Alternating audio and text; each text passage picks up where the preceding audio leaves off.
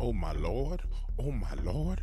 Biden's doctors reportedly met with top neurologists at White House. Say it ain't so. Parkinson's expert at Walter Reed Medical Center has visited the White House 8 times since August 2023, the report. Wait, hold on. Are you trying to tell me that Joe Biden might have Parkinson's disease?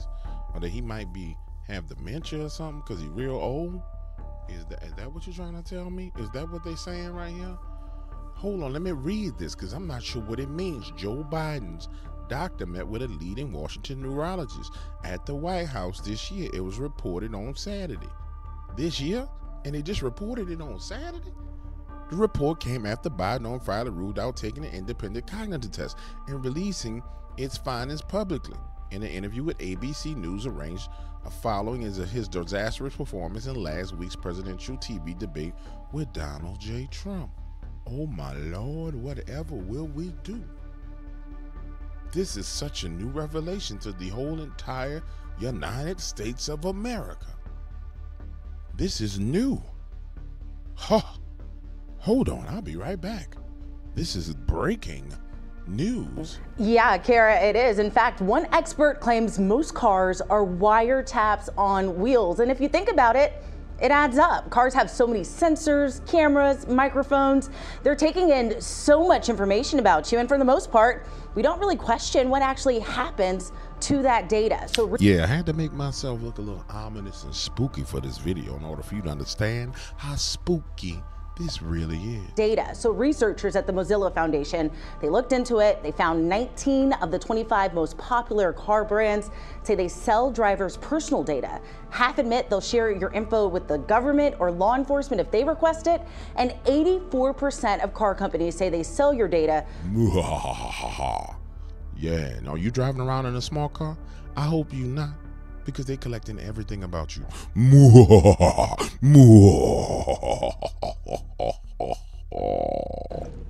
They know your driving habits. They know how fast you drive. They know how quickly you stop and how quickly you start. And the list goes on and on. Yeah, they collecting all your information, man. All your information. They know everything about you. No. For anyone with a Honda or Nissan, it was recently proven possible hackers could unlock or start their vehicles, locate them, and raid personal data stored inside. Researchers discovered this latest vulnerability due to a now fixed flaw in the car's shared telematics system, which was created by SiriusXM. All that was needed to start the hack was the car's VIN number. From there, the VIN could be sent to a SiriusXM server to trick it into believing the sender was the real car owner, which then allowed for several functions to be performed, including turning on the ignition. This highlighted a weakness of internet-connected systems in modern vehicles, particularly ones which track vehicle use and location while hooked up to a driver's cell phone and taking in user data. These technologies are also regularly being exploited by federal law enforcement agencies, who are investing more than ever. Wait, who's exploiting this, ladies and gentlemen? Who's exploiting this, ladies and gentlemen? Now, I want you to understand something. Let's think on him while he's looking all spooky and scary. I want you to understand something. They're saying it's being exploited by federal agencies. But I need you to understand. There are federal agencies who don't need approval to exploit data. They don't need your permission. They're just collecting the data. So you riding around in your smart car? Oh, I'm saving their environment in my smart vehicle. Everything is fantastic. Oh my goodness, my vehicle can tell me where to go.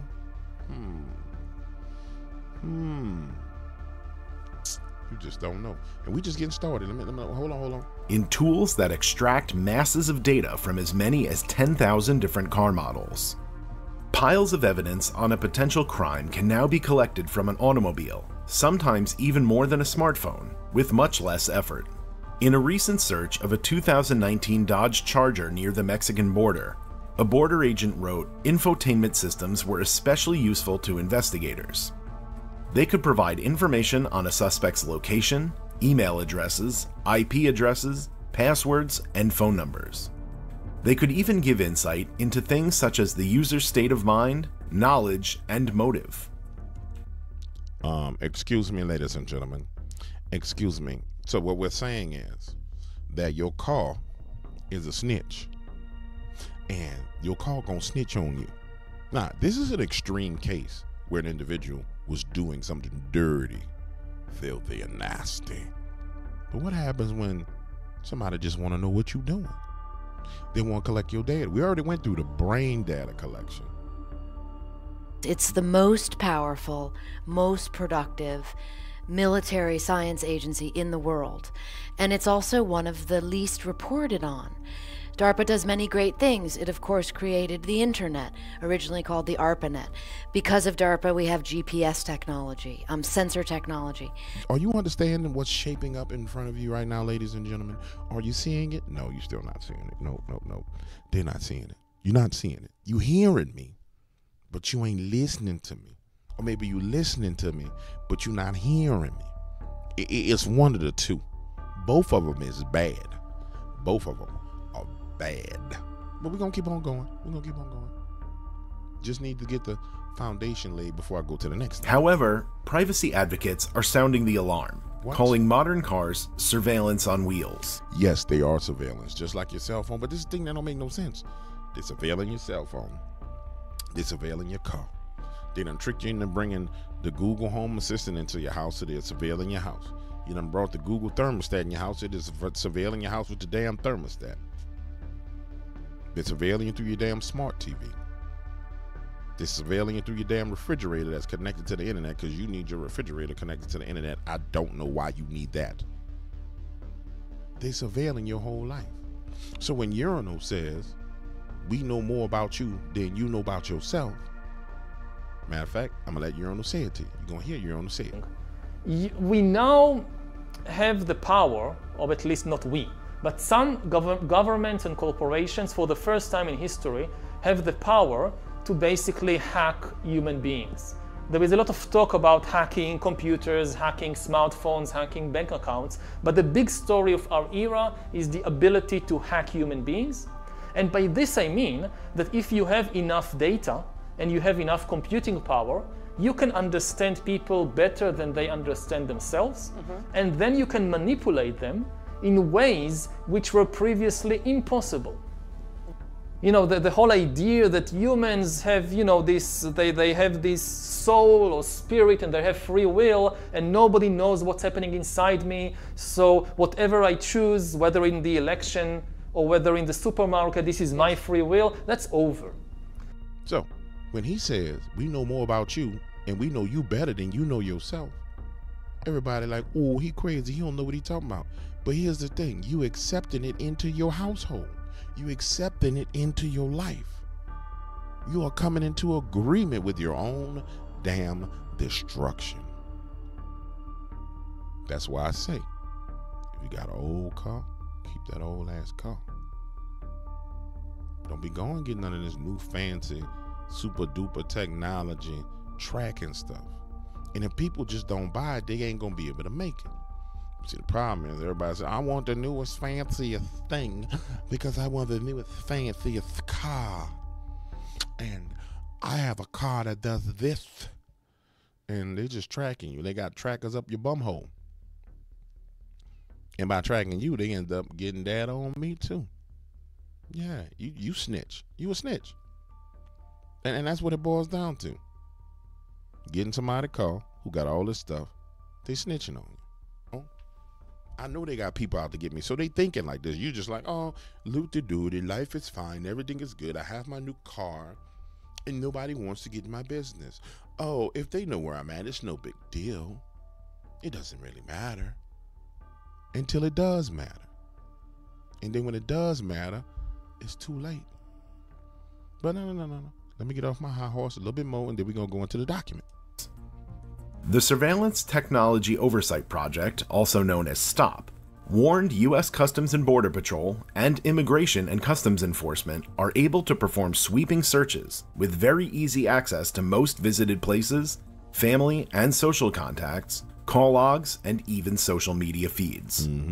Stop added, while it does not know how many cars Border Patrol and ICE have hacked, it can say with confidence that nearly every new car is vulnerable. Every damn thing. But you know what? I like the convenience of being able to connect my phone to my car. I don't want to have a DVD or a CD. They got you. Now, I ain't just going to talk about it. I'm going to read about it. You know what I'm saying? People be talking about it. They ain't about it. Watch this. Electronic evidence. Council confirms agreement with the European Parliament on new rules to improve cross-border access to e-evidence. This is the Council of European Union.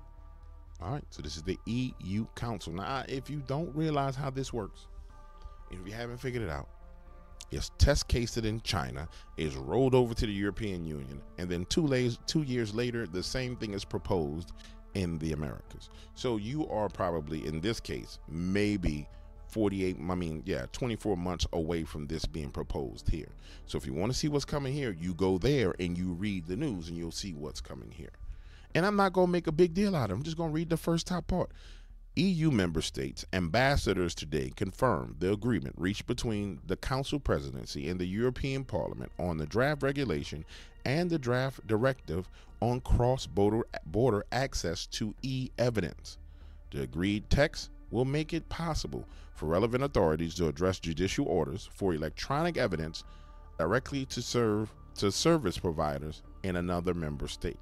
With this agreement, we respond to a key request by our judicial authorities. More and more crimes are planned or committed online, and our authorities need these tools to prosecute them as they do for crimes offline. The new rules will allow judges and prosecutors to quickly access the evidence they need regardless of where it is stored before it disappears. Electronic evidence. And where's some of this data stored? Let's see. Well, where's your data stored? Some of your data is stored in your phone. A lot of your data is stored in your car. Some of your data is stored on your computer. And so they just decided that they're going to be able to access computers, cars, and phone electronic data across the EU. They're going to share it. Now, here's the thing. If we were in the 1980s where a crime was actually a crime and it wasn't a thought crime, I would say, you know what, but we're not in the 1980s where a crime is a crime. These are thought crimes. So no. Because what I'm doing right here in a parallel dimension somewhere, this conversation with you, where they've been able to push through all of their rules and regulations. Oh, dog, what do you mean a parallel dimension? How can there be a parallel dimension? Well, you know they got to be parallel dimensions because they got all possibilities happening all at the same time. Everything is happening at the same time. You ever read the Bible? You know the Ancient of Days sits outside of time and space, so everything is happening. Possibilities are playing out left and right. So in another dimension, maybe over here, one of them dimensions that the demons come from, the extraterrestrials, whatever you want to call them, they done pushed through all this stuff. And in that dimension, me talking right here, somebody gonna kick in this door and they're gonna arrest me because I'm a thought criminal. You understand what I'm saying to you? What we don't want is that those dimensions to merge to where it's like, okay, this is the reality where we are. And I know I'm getting deep, and I'm gonna leave it alone. Because sometimes the Stankonian go too deep. And then people are like, oh, you crazy, you a liar, you the Stankonian, you be lying. But I know what the hell I'm talking about. Somewhere out there, this is already happening. You know what stands in between it happening here in this timeline right now in this space? It's people like me and you. It's the decisions that other people made to stand against it. Somewhere, nobody stood up. And I want you to look at this man's face. And I need you to, I'm not trying to be mean. I swear I'm not trying to be mean. But I need you to look at this person's face over here. Look at the face and realize that that's the type of thing. I'm going to make it to where you can see it. I want you to see the face. Let me move it over so you can see it. That's the type of thing right there that wants to just oppress you. I mean, look at it. Really, let me zoom in some more. Really look at it. Where the face went? I got to zoom out to get to him. Let me see if I can keep it zoomed in on that face. Come on now, quit playing. Look at it. And tell me what you see when you look at that. Do you see strength? What do you see when you look at that? I'm serious. What do you see?